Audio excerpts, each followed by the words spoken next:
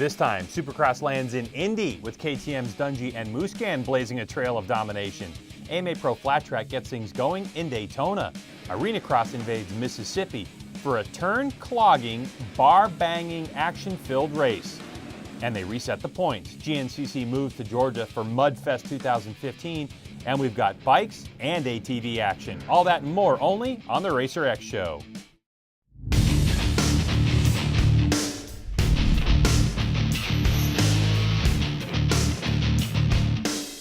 Hello and welcome. This is the Racer X Show. I'm your host, Greg. We've got all that stuff, plus road race news about MotoGP, Daytona 200, a recap video from Larry Pegram in World Superbike, and more. It's fun and packed, so let's go.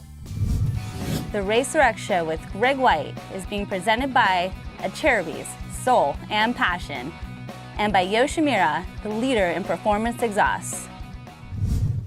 Alrighty, so the opener this week is the Supercross segment brought to you by Acherbis.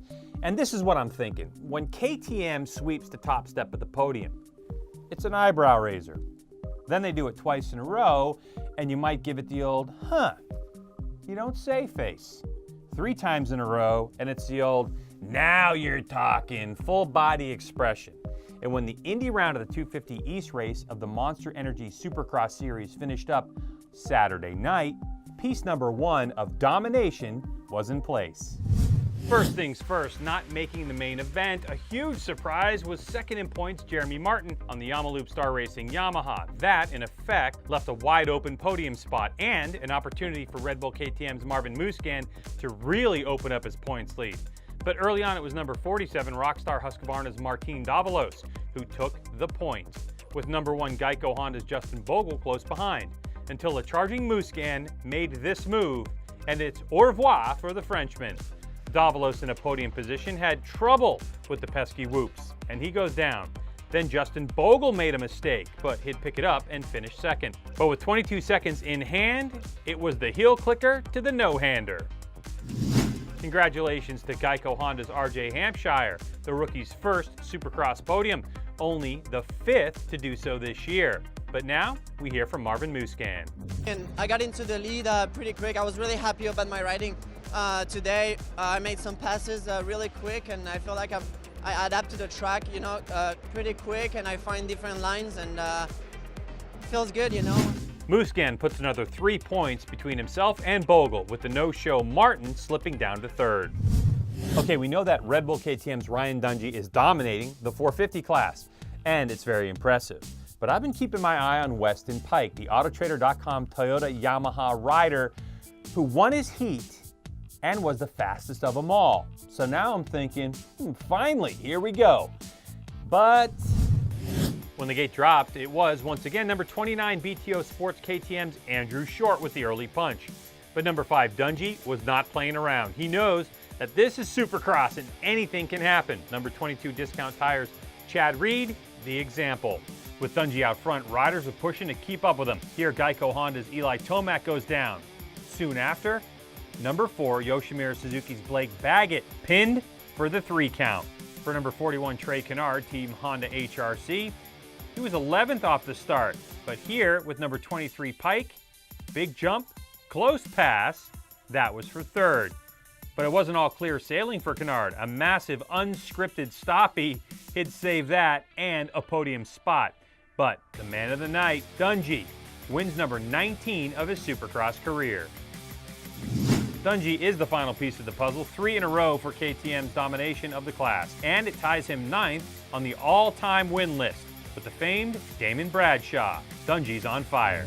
It's awesome to win these races. This track was tough today, and the only reason I say that was practice. Everybody was so close. We were all running the same pace, and it was going to take something more to bridge that, or to open up that lead if we got the whole shot. My heat wasn't so hot, but the main event start was way better, so Dunlop tires were hooking up. The question now is, does anyone have an answer for Red Bull KTM's Ryan Dungey? Right now, he looks unstoppable. You can catch Supercross live on Fox Sports 1 Saturday from Detroit. Race coverage begins at 7 p.m. East, 4 p.m. on the left coast. And that's our Supercross segment presented by Acherbis. And now to the roundy round type of racing, turning left It's called the AMA Pro Flat Track Series, also known to some as Dirt Track. And last Thursday, the season opened up, as it usually does, in Daytona Beach, Florida, for 2 nights of short track racing. With the 25-lap Harley-Davidson GNC1 presented by Vance & Hines main event underway, the action was all up front. Number 80 is Suzuki-mounted Stevie Bonzi. He's leading a Honda-stacked field. Now, with the laps winding down, Bonzi was leading number 1 plated Jared Mees on his Montgomeryville Cycle Honda, and number 2 plated Kenny Coolbeth on his Zanatti Racing Honda. To commentators Chris Carr and Scotty Dubler. This is money time. He's had 24 mistake-free laps. Let's see if he can make it 25. And Bonzi hang on. Final lap. Oh, he gets sideways, but Mees had to check up. Here they come down the back straightaway. It's Bonzi. Mees right there in second. Coolbeth showing a wheel. Can anything happen? Coming to the line. Off of turn number 4. Double checkered flag is in the air. Bonzi takes the win. Victory by a mere 0.123 seconds for the Californian. His 3rd career victory. Thank you guys for coming out and supporting. You know, this track is amazing for you guys to watch. You know, it's like a stadium. I really appreciate it, and you guys need to hit some more races this year. Come see some good battles. Moving on to Friday night's GNC1 main event, where the track in Daytona is always different from day to night, from night to night, so we usually have much different results. And in the Harley-Davidson presented by Vance & Hines race, second round, we sure did. The start was frantic, and number 17 Zanatti Racing's Henry Wiles in there with number 14 Briar Bauman on his Hart Racing machine. But the beginning of lap 2 would tell the race story. Here's Chris Carr. 44 down low, and 2 trying to sneak up the inside. Has the track position on the inside. Coolbeth. Kenny Coolbeth, number 2. Man. If this guy sets sail right now, these guys are in trouble. And Scotty Dubler was right, for the lead anyway. Number 2 Zanatti Racing's Kenny Coolbeth, the winningest active rider with 33, was heading to his 34th and take round 2 in Daytona. Brandon Robinson fought with Slammin' Sammy Halbert for second, just under 2/10 the margin on that fight. For Kenny, he sure was excited to win his 34th. Oh man, these guys, all these guys in the red and black shirts, amazing, you know. Carly, pipes and builds, badass. Everybody, Dave Zanatti, love you to death, man. Steve Polk, everybody, Dave Atherton, Kevin Atherton, everybody, it's a great feeling. Coolbeth leads him. Mees is a bit of a shocker, 4th, 14 back, but a long way to go to the finals on October 10th. Now on to our road race segment presented by Yoshimura. A quick congratulations to Danny Eslick, who took the $25,000 prize for winning the Daytona 200 on Saturday afternoon. 3 red flags made for a long day. The MotoGP paddock just wrapped up 3 days of testing at the LaSalle circuit in Qatar. Even with rain stopping things on day 3, it was the factory Ducatis that impressed, coming away 1-3 fastest at a record-breaking pace. Ducati is now into the completely new GP15 motorcycle they'll race at the end of the month. That's very exciting for the Ducatisti and for MotoGP in general. And this weekend, the second round of the FIM World Superbike Championship happens in Thailand at the new Chang International Circuit. Now, American Larry Pegram, who now owns and races on the Hero EBR team, riding the Wisconsin-made EBR 1190RX, has finally released the Round 1 recap video. So, here it is.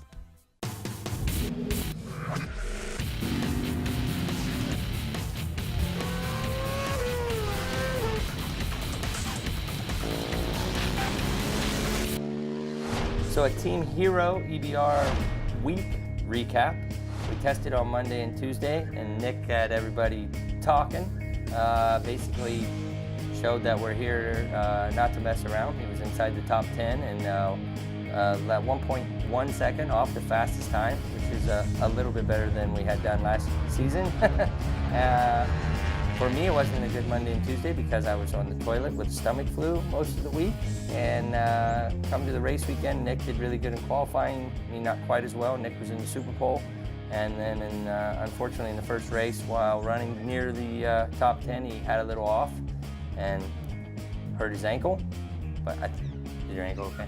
Yeah, it's okay. It's hurting a little bit, but I wasn't able to race in race 2. But for Thailand, will be at 100%. So I'm really happy about the weekend, and the team is doing an amazing job.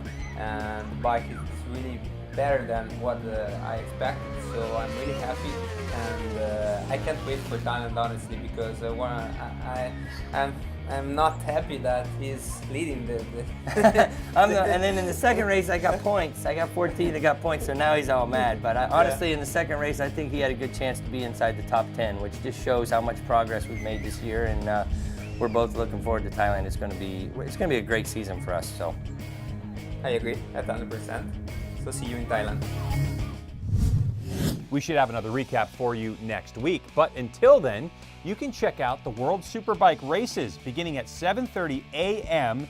East on Sunday morning on beIN Sport Network. 3 hours of coverage, and that is our road race segment presented by Yoshimura. Saturday night, the 9th round of the AMSOIL Arenacross featuring Ricky Carmichael's Road to Supercross raced up the Lander Center in Southaven, Mississippi, signifying the final race before the playoff-inspired Race to the Championship starts. Now, the top 10 in points will race the final 6 events to determine the 2015 champion. And one night after he earned his 4th Arenacross overall victory, Husqvarna Tylube Tough Racing's Kyle Regal capped off a dominant weekend Saturday by winning again. Number 4 Regal's path to victory started in Main 1 when he grabbed the hole shot. Behind him, a pileup collected several contenders, including number 116 Thermotech FMC Racing Yamaha's Bobby Kanairi, Team Babbitt's Monster Energy AMSOIL Kawasaki teammates Matt Gerke and Jacob Hayes, and Husqvarna Tylube Tough Racing's number 617 Gavin Faith, and more. Team Babbitt's Chris Blos was able to escape the fray and slot into second. As a result of the incident, Regal and Blos opened a nice gap over the field. And with those two checking out, all eyes were on Hayes as the number 2 made the pass on Babbitt's Online Suzuki's Corey Green for 4th. But no matter how hard anyone tried, no one could catch number 4 from Texas, Kyle Regal. Off the start in Main 2, it was a trio of Kawasaki's at the front, with a sprinkle of Regal mixed in for fun. Number 2 Hayes, number 36 Matt Gerke, number 63 Chris Blos. Eventually Regal started to charge, first passing Blos. Meanwhile up front, Hayes was leading. Gerke ripped the whoops to blast past his teammate for P1, and that would be that for the win. As for the overall, Regal moved past Hayes for second, giving him the 1-2 and first back-to-back wins of the season, so he deserves an interview. Put my head down for a lap and hold him off, and pays off. I got the overall. Points are reset, but 6 awarded to whoever was leading when they reset. 5 for second and third, and so on. It's now game on in the race to the championship. You can watch round 8 of the AMSOIL Arenacross Series from Southaven Sunday on Fox Sports 1 at 1 p.m. East, 10 a.m. Pacific. Tune in and check it out. The 2015 AMSOIL Grand National Cross Country Series, presented by Maxxis, landed in Washington, Georgia for the annual Maxxis General GNCC. Maybe it should have been called the Maxxis Mud Bath, with a bunch of rain leading up to Sunday's race at Iona Pass Motocross Park. However, that mud and muck didn't seem to bother factory FMF KTM's Caleb Russell. Russell grabbed the early lead with a $250 all-balls racing hole shot, but Air Group Rockstar Energy Husqvarna's Ryan Sipes tucked in close behind and applied the pressure to the 2-time champ early on. When lap 1 was done, Russell had dropped back to 4th place, but it wasn't long before he made up the time and gained the lead once again. As for Sipes, the Kentucky rider got stuck in a mud hole on the 2nd lap. Sipes lost a substantial amount of time working his way out. He spent the rest of the race playing catch-up. Rockstar Energy Husqvarna Factory Racing's Josh Strang was riding well in 2nd place, but not without drama. The 2010 GNCC National Champ came into the pits for a quick front wheel swap with a broken rotor. He returned a couple positions back. Rocky Mountain ATV MC's Duval was off the pace a bit. A late in-race charge put him into the final podium position heading into the final lap of racing. But no one could touch Caleb Russell, 2 for 2. NFAB Ampro Yamaha's Jordan Ashburn went head-to-head with JCR Honda's Chris Bach to capture 4th place. Caleb and Ashburn a perfect 1 and 2. It's early days, but someone needs to get this Caleb Russell thing sorted out, or it's going to be a long season for the rest of them. The XC2 Pro Lights class saw one of the most exciting battles of the day between Dirtwise Maxxis Jason Thomas and Rocky Mountain ATV MC's Nick Davis. 11 seconds your margin of victory. Davis holds a 4-point lead over Thomas in the XC2 Pro Lights Championship standings as the series heads to North Carolina in 2 weeks for the FMF Steel Creek GNCC. All right, round 2 of the AMSOIL Grand National Cross Country ATV Series presented by Maxxis was the day before on Saturday, and it was even more muddy than the bike race on Sunday because rain fell throughout the day, making it sloppy and difficult for all the riders. But last week's runner-up, Adam McGill, won the 2-hour slugfest to put himself in the XC1 Pro Points lead for the first time since 2008. When the green flag waved, it was Braden Henthorne who snagged a $250 AMSOIL XC1 Hole Shot Award. But getting close to putting lap 1 in the books, it was Brian Wolf who took over out front. However, CST Lone Star's Adam McGill came out swinging and made a pass on Wolf just before the first lap was complete. As for 6-time GNCC National Champ Chris Borich, the Maxxis SSI Fly Yamaha racer experienced a mechanical issue and forced him into the pit area. Maxxis B. Neal Motorsports' Bryson Neal began the race just outside the top 5, but the young gun quickly started picking off riders to get to the front. Neal's crew decided to pit on the second lap opposite the rest of the field, working to his advantage. He moved into second just before the halfway mark. But McGill was strong and extended his lead about 30 seconds during the second half of the 2-hour race, capturing his first victory of the season in Georgia.